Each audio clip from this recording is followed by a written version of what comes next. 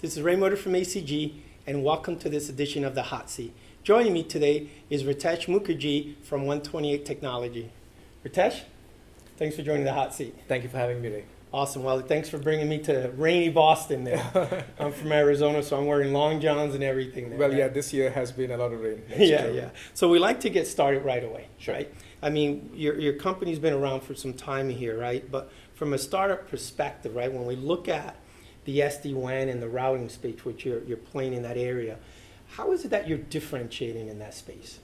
One of the things we realized when we started and we saw networks being deployed and the challenges we faced was that people have a lot of metal boxes, a lot of tunnels, a lot of overlays, complexity. And ultimately what this did is basically affected the performance of the network. You needed bigger routers to do the same things.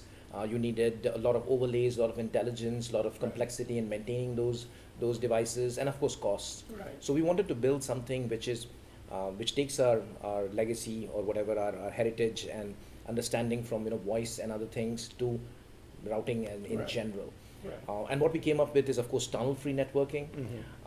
The idea is basically the routers keep state, and that's why they don't have to put an extra information header in the packet itself. Right. So you take away a full IP header from each packet, which you had to do in case of IPsec or any Right. other tunneling technology. Right. And that, of course, leads to 30 to 50% bandwidth saving in the network. Right. We don't have to aggregate flows into tunnels, so we don't obfuscate flows. We also have the ability to move sessions over on demand based on each application, so Right. we can see each application separately. It's hyper segmented, and also because we have session and we keep session state. Right. We have inbuilt directionality and other things which tell us a lot of things. For example, if I ask YouTube to send me packets and YouTube sends me packets, Right, that's right. a session. If YouTube sends me packets without me asking, that's an attack. So we can learn a lot of things from directionality and stuff Right. like that. So high performance, high scale, and of course we run on white boxes. Right, yeah, and I think the important part about that is, since you're talking about tunnels, because I want to ask you about the type of tunnels, is the larger the type of branches and number of location becomes very important because it just propagates, right? Absolutely. Yeah. I mean, it's an n square problem. Yeah, The yeah, number it's- of as the number of sites grows, you need to have full mesh of tunnels, or you need to create hub and spokes. Right. That both adds complexity to the network. Obviously, at a certain time, you cannot have a full mesh. It's just not possible to have like 1,000 times 1,000 mesh of Right, tunnels yeah. for branch routers today. And of course, we don't face any of those challenges. It's any-to-any connection between any routers at any point. So those are the main benefits. The other thing which we have done, which is very different, is we are service-based. So we always route sessions towards services. Right. The advantage of doing that is now your network follows your business logic. Right. For example, you tell your network, hey, allow packets from sales tenants to go to Salesforce, Right, and okay. so on. That's how you configure networks. That's how the network works. It's routing with words, Right, and right. it makes the network follow the business logic and support the Yeah, business. it makes sense there.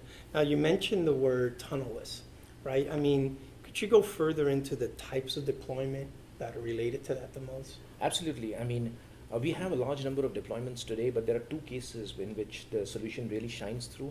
One is when there are a large number of sites. We just Right. spoke about it. So we have like large retail chains or large oil and gas customers, and they have thousands of sites, and it's Right. not possible to make 1,000 times 1,000 mesh using traditional technologies.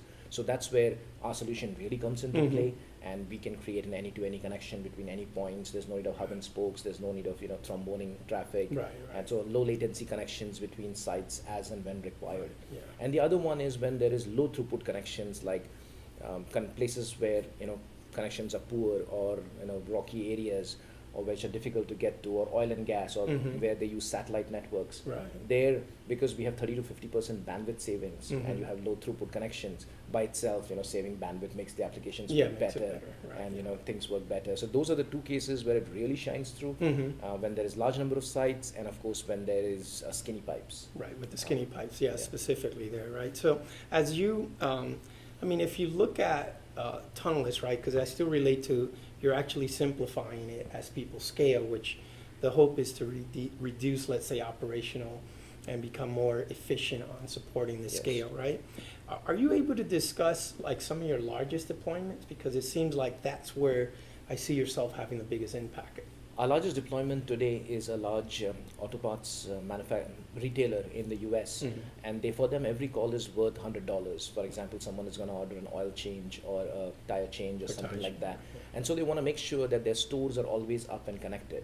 Right. If they lose that call, people are going to go to the yellow pages and call the next retailer. They're not going to come back. That's so a good point. it's a business which requires the connectivity uptime all the time. Right. And they have 5,000 stores in the US, and today they have deployed us in all of their stores in HA mode.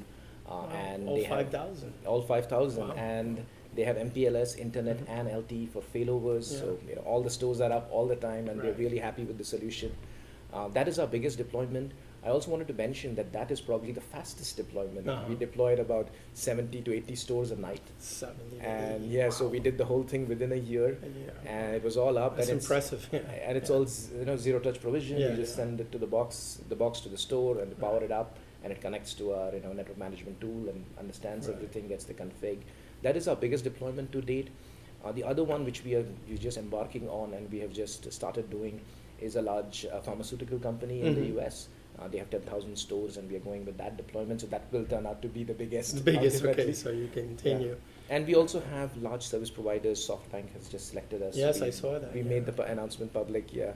And there are other customers in Japan, Sony, NEC, NESIC were deployed us. Right. In South Africa, we are deployed with the largest Pan-African provider there, CMC Networks. Right. So yeah, we have large deployments now. Yeah, and well, you it's- got it's proof of really- concept. It's become reality there. Absolutely, Right, it's- You know, what's interesting about it is that we do see you address some of the key points about scalability. We see a lot of companies that can address that volume, and you kind of use that as a check mark, right, which is important. But as the situation you're in, right, you need to maintain innovative and keep looking forward and moving.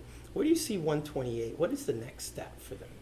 Absolutely, we want to keep innovating. We want to keep things going. Right. The next thing what we are bringing to the network is, since we have all this great session data and performance and path data from different paths we have in the network, we have the ability to run machine learning and artificial intelligence algorithm on it, and to figure out and predict things in the future. For example, just like Google Maps can tell you tomorrow what is the traffic between your home and your office, Right.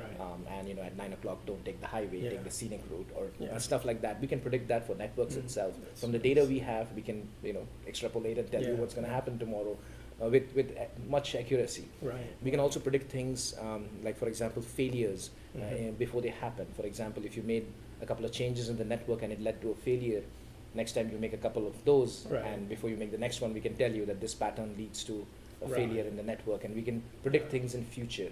Right. That's one of the capabilities we are bringing. The other one, what we do is we're constantly improving our scale and performance. Right. We want to we already do 100 gig. We want to Yeah. go into bigger routers, switches, Right. and so on. And also we want to reduce our form factor so that we can run IoT devices and so on. So we're working on both aspects of that, Right. both sides of the scale.